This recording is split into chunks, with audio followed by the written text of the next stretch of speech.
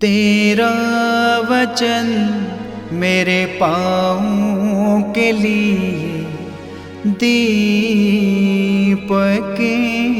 है और मेरे मार्ग का उजियाला है। तेरा वचन मेरे पाँवों के लिए दीपक है।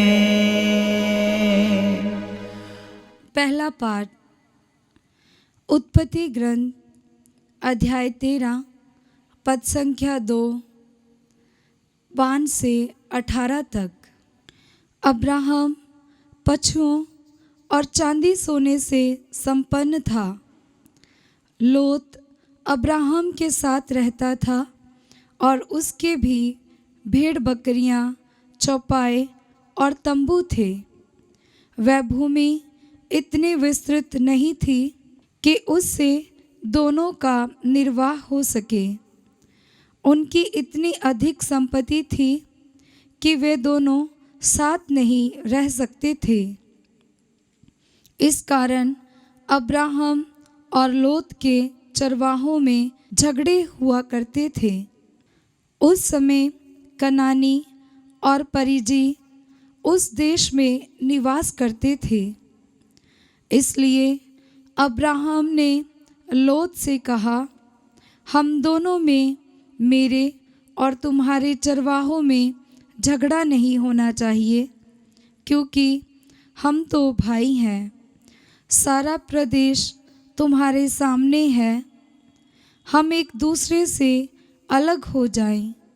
यदि तुम बाएं जाओगे तो मैं दाहिने जाऊंगा, और यदि तुम दाहिने जाओगे तो मैं बाएं जाऊंगा।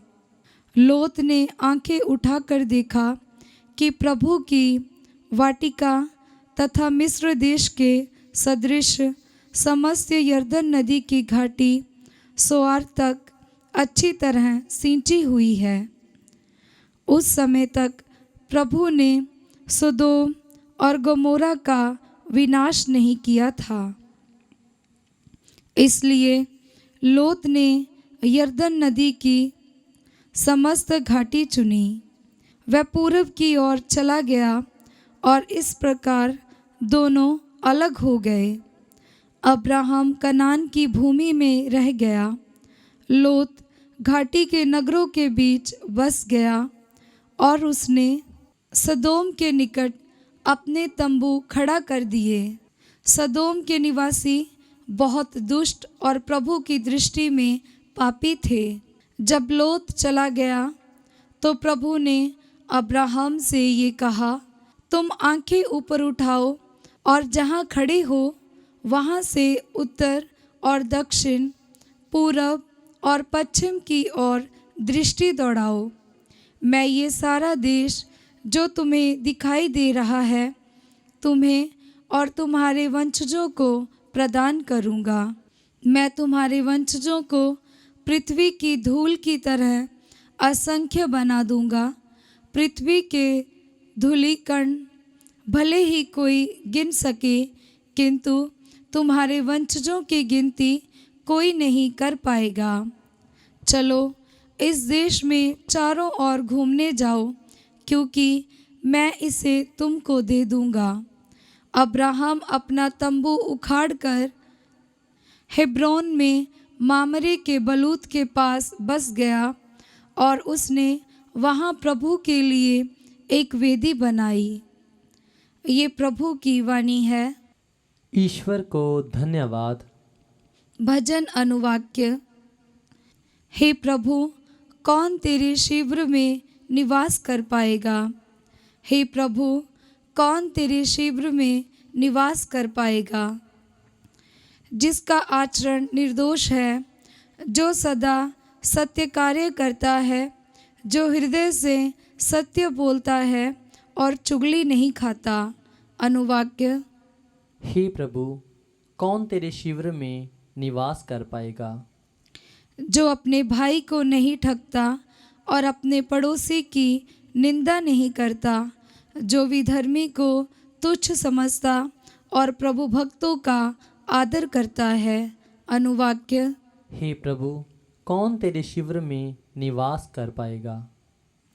जो उधार देकर ब्याज नहीं मांगता और निर्दोष के विरुद्ध घूस नहीं लेता, जो ऐसा आचरण करता है वह कभी विचलित नहीं होगा। अनुवाक्य। हे प्रभु, कौन तेरे शिविर में निवास कर पाएगा? जय घोष हालेलुया। अनुवाक्य। हालेलुया। प्रभु कहते हैं, संसार की ज्योति मैं हूँ, जो मेरा अनुसरण करता है उसे जीवन की ज्योति प्राप्त होगी। अनुवाक्य। हालेलुया। पवित्र सुसमाचार संत मत्ती के अनुसार अध्याय 7 पद संख्या 6 और 12 से 14 तक। यीशु ने अपने शिष्यों से कहा, पवित्र वस्तु कुत्तों को मत दो और अपने मोती सूरों के सामने मत फेंको, कहीं ऐसा ना हो कि वे उन्हें अपने पैरों तले कुचल दें और पलटकर तुम्हें फाड़ डालें।